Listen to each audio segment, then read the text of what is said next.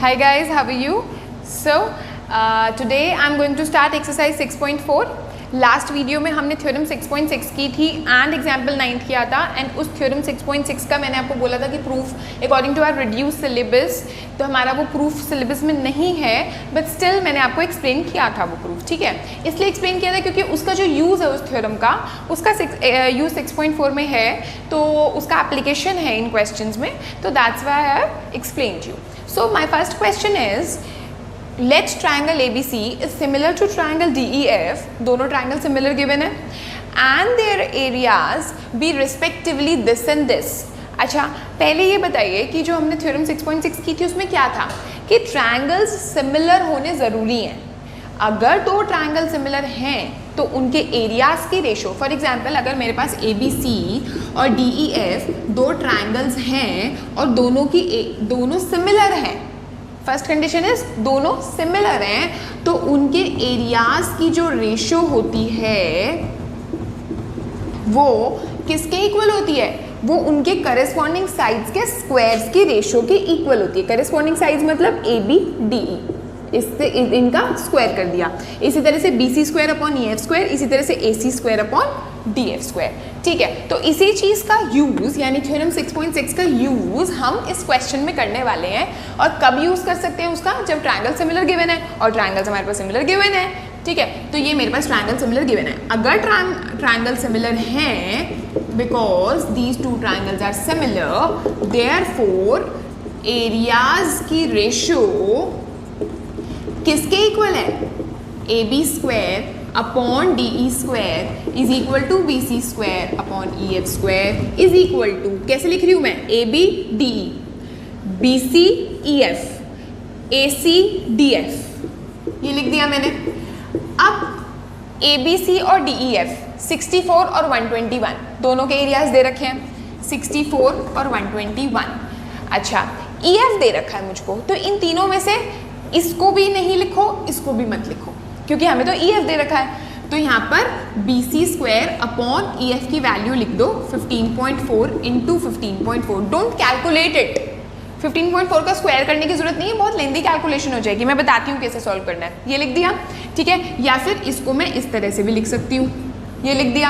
अब BC upon 15.4 का ऐसे स्क्वायर लिख दिया, और यहाँ लिख दिया 64 अपॉन 121, ठीक है। 64 अपॉन 121 काफ़ी छोटी छोटी वैल्यू है। अब आप 10th में आ गए हो, इतना तो पता है कि 64 अपॉन 121, 64 किसका स्क्वायर है? 8 का। 121 किसका स्क्वायर है? 11 का। तो इसको हटा के हम 8 अपॉन 11 का स्क्वायर लिख सकते हैं ना, और दोनों साइड स्क्वायर्स हैं तो स्क्वायर से स्क्वायर हट जाएगा। तो हमारा क्या आ जाएगा? हमारा आ जाएगा 8 upon 11 is equal to BC upon 15.4। That is why I told you don't calculate the square of 15.4, calculation बहुत लेंदी हो जाएगी। अब देखो बिल्कुल सिंपल हो गई ना। अब क्या करूँगी मैं? 8 into 15.4 upon 11 is equal to BC, right. अगर मैं इसको, जो बच्चे पॉइंट हटा के काटते हैं उसको, उनके लिए ऐसे कर देती हूँ मैं, सिंपल तरीका।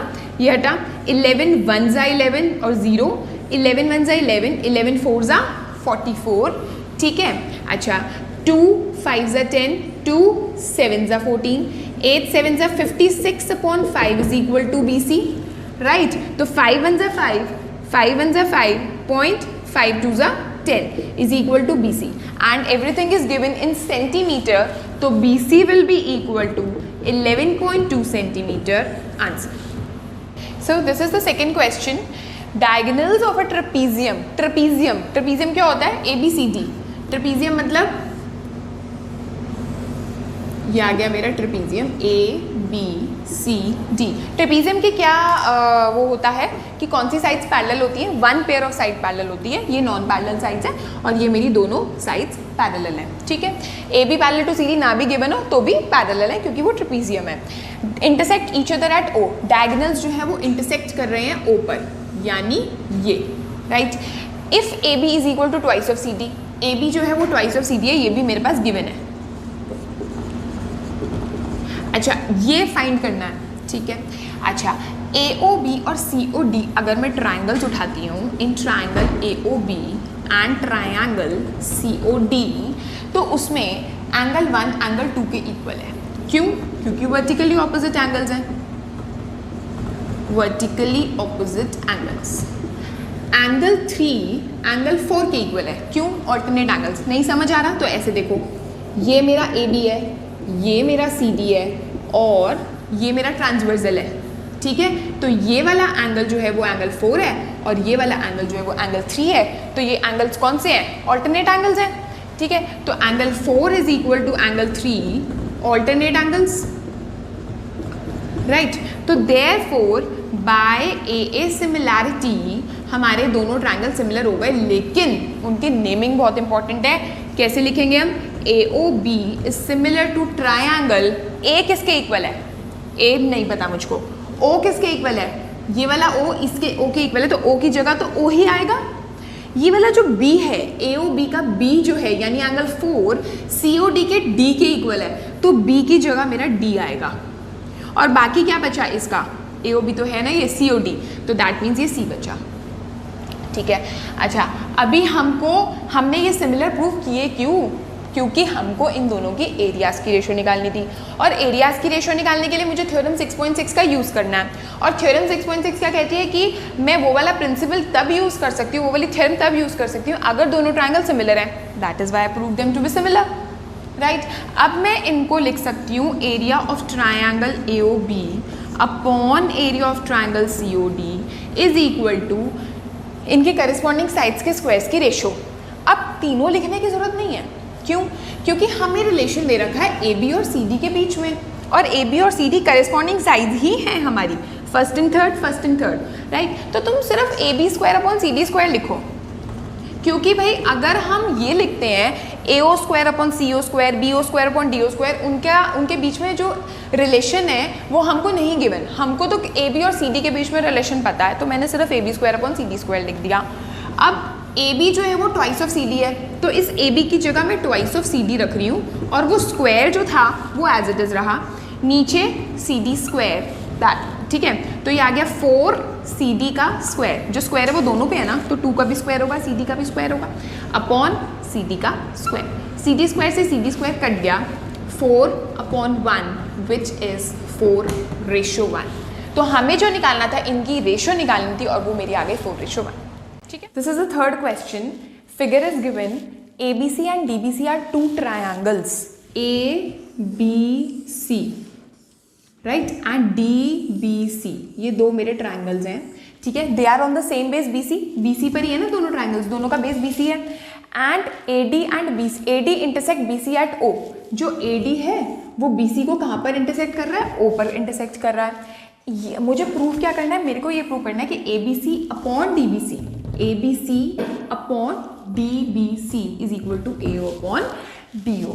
अब ये जब क्वेश्चन आता है ना, बच्चों को नहीं समझ आता कि क्या करना है, वो यही सोचते रह जाते हैं कि ABC और DBC को हम सिमिलर कैसे प्रूव करें, और जो कि हो ही नहीं सकते सिमिलर प्रूफ। क्यों नहीं हो सकते? सेकंड और थर्ड क्वेश्चन में डिफरेंस क्या है? सेकंड क्वेश्चन में हमें ये दोनों साइड्स पैरेलल दे रखी थी, वो ट्रेपीजियम था, यहाँ पर कुछ ट्रेपीजियम या फिर यहाँ पर कोई साइड्स पैरेलल नहीं है, हम ऑल्टरनेट करस्पॉन्डिंग कुछ नहीं यूज़ कर सकते, तो हम ये दो ट्रायंगल्स को कभी भी सिमिलर प्रूफ कर ही नहीं सकते हैं। सो इस तरह के क्वेश्चन में हम क्या करें? कंस्ट्रक्शन करेंगे, जो कि बच्चों को वहां पर नहीं समझ आता है, ठीक है। कंस्ट्रक्शन क्या होगी कि draw AL perpendicular to BC and DM perpendicular to BC, ये हमने कर दिया। अच्छा, अब जो मैं ट्रायंगल्स उठाऊंगी ना सिमिलैरिटी प्रूफ करने के लिए, वो ये वाले उठाऊंगी, ALO और DMO। इन triangle ALO and triangle DMO, right, 1 2, ये 1 है, ये 2 है, तो angle 1 is equal to angle 2 90 degree each, ठीक है। और angle 3 angle 4, angle 3 is equal to angle 4 vertically opposite angles. ये दो ट्रायंगल से बड़े इजी थे ना सिमिलर प्रूव करने, तो बाय AA सिमिलैरिटी हमारे ये दो ट्रायंगल्स सिमिलर हो गए, जिनके मैं नाम ध्यान से लिख रही हूँ। AOL is similar to triangle DOM, ठीक है। अच्छा, अब मैं क्या लिख सकती हूँ यहाँ पर? AOL अपॉन DOM के बाद अब मैं यहाँ पर लिख रही हूँ ये चीज़ मुझको लानी है। तो area of triangle A B C upon area of triangle D B C में इसका एरिया बताओ क्या होगा, half into base into height. A B C का बेस क्या है, बी सी, और हाइट क्या है, ए एल, ये लिख दी, राइट। इधर क्या है, half into D B C, D B C का बेस क्या है, बी सी, और डी बी सी की हाइट क्या है, डी एम, ये लिख दिया, राइट। हाफ से हाफ कट गया मेरा, ओके। नाउ BC से BC भी कैंसिल हो रहा है और मेरा आ रहा है AL अपॉन DM। बट देखने वाली बात यह है कि मुझे तो इनकी रेशो A अपॉन DO के इक्वल लानी थी, मेरी आ रही है AL अपॉन DM के इक्वल, तो मेरा प्रूव नहीं हुआ। अब मैंने ये चीज़ क्यों की थी, मैंने ये चीज़ इसीलिए की थी। अब देखो यहाँ पर अगर मैं फर्स्ट टू को उठाती हूँ AO, फर्स्ट टू DO, ठीक है। अब first and third AL, first and third DM, तो AO upon DO AL upon DM के इक्वल है। तो यहाँ पर जो AL अपॉन DM आया ना, उसकी जगह मैं यहाँ से क्या लिख दूंगी, AO upon DO from first, ठीक है। तो ये मेरा प्रूव हो गया, इन दोनों के एरियाज की रेशियो AO अपॉन DO के इक्वल आ गई, ठीक है। So we have completed till question number 3 today, ठीक है। So that's all for today and in my next video I will continue from question number 4। Bye bye.